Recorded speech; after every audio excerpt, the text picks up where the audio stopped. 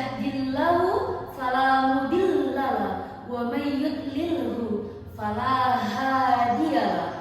Asyhadu an la ilaha illallah wahdahu la syarikalah wa asyhadu anna Muhammadan abduhu wa rasuluh.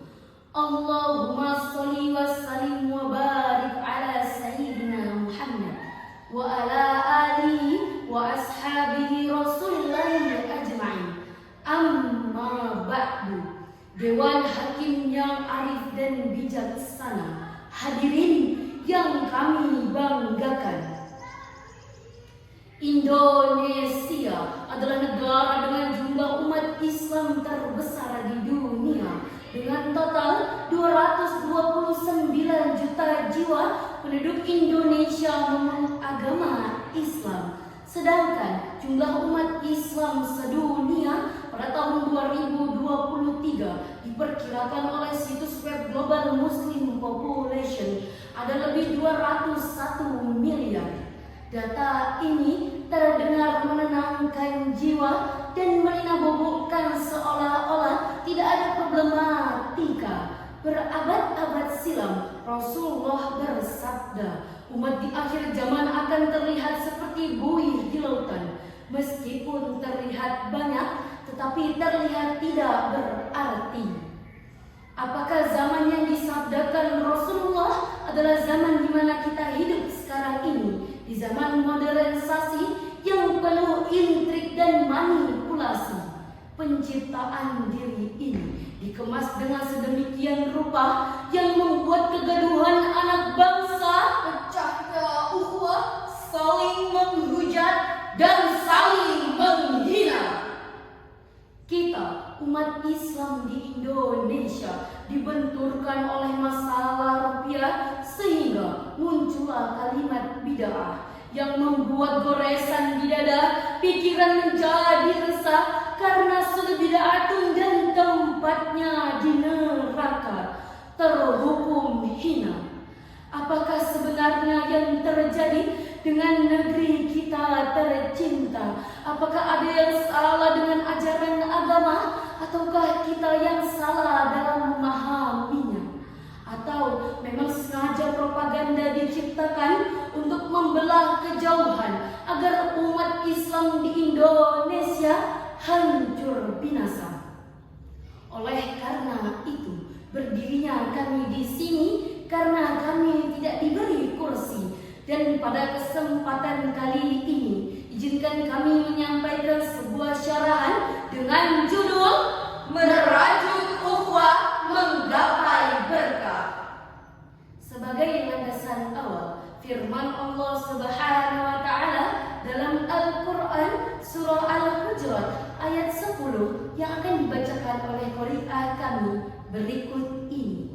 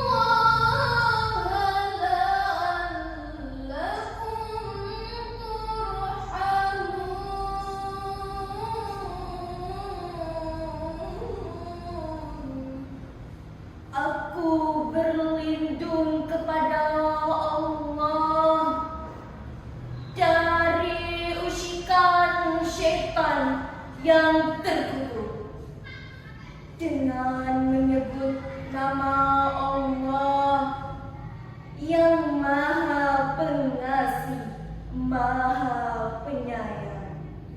Sesungguhnya orang-orang mukmin itu bersaudara. Oleh karena itu, damaikanlah kedua saudaramu yang bertikai, dan bertakwalah kepada Allah agar kamu dirahmati. Hadirin yang dirahmati Allah, Ibnu Katsir dalam tafsirnya jilid 7 halaman 481 menjelaskan, Allah berfirman dalam surah Al-Hujurat sekaligus memerintahkan kita untuk mendamaikan kaum mukmin yang sedang bertikai satu sama lain. Ibnu Katsir menjelaskan kembali, maksud dari innamal mu'minuna ikhwah ialah seluruh orang mukmin satu saudara karena agama. Sayyid Quds dalam tafsirnya Fi Jilalil Quran menjelaskan ayat tersebut merupakan sentuhan atau kalbu orang-orang yang beriman supaya menghidupkan ikatan yang kuat di antara mereka, yang menautkan hati setelah bermusuhan dan mengingatkan untuk bertakwa kepada Allah sehingga mendapatkan rahmat-Nya.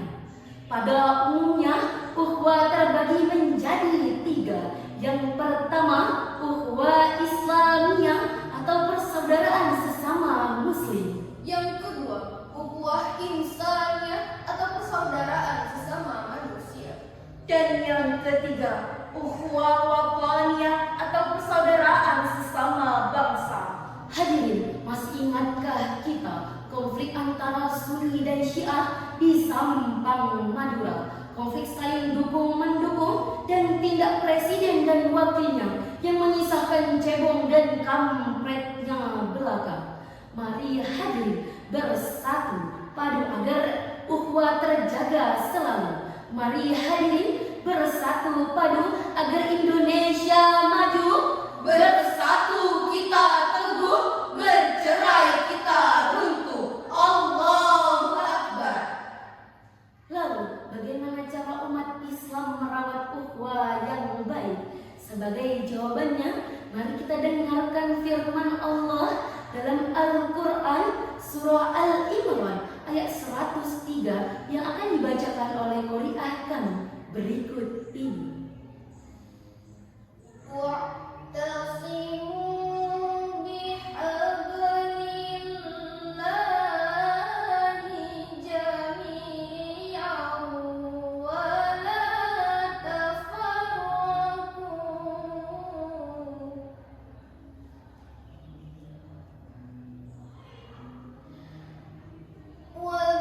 واذكروا نعمة الله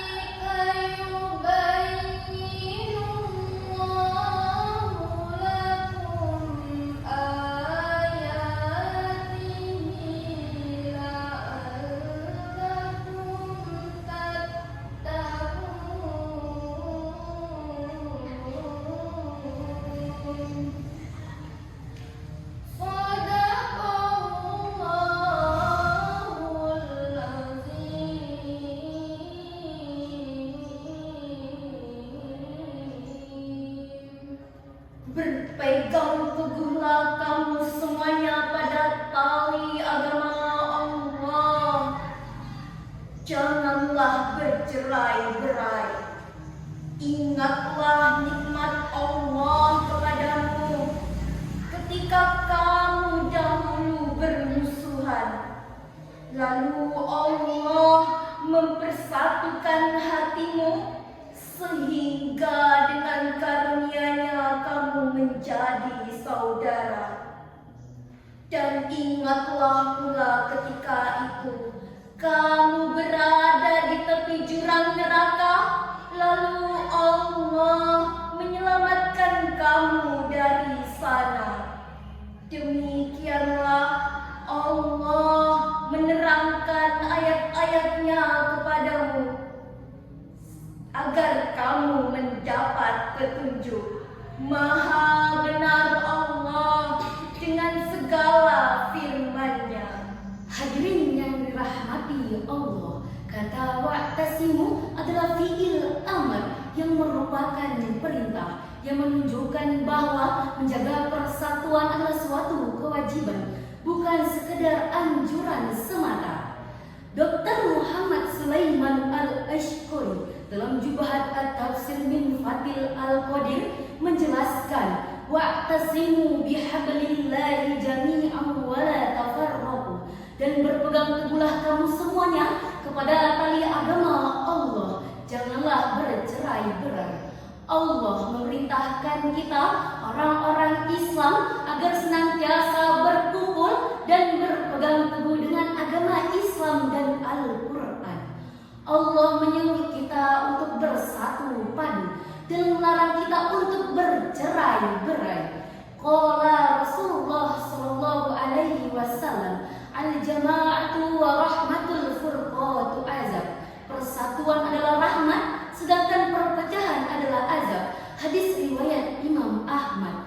Jelas hadirin, walaupun ada propaganda yang ingin memecah belah ukhuwah di antara kita harus menyebar benih-benih persatuan dan kesatuan agar kita mendapat berkah.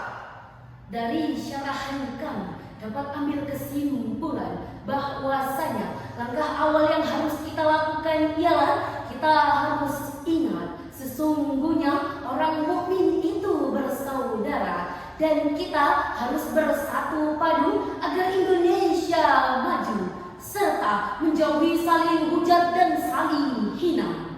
Akhirul kalam, Allahumma muwaffiq illa aqwamit thoriq. Bapak Ibu Dewa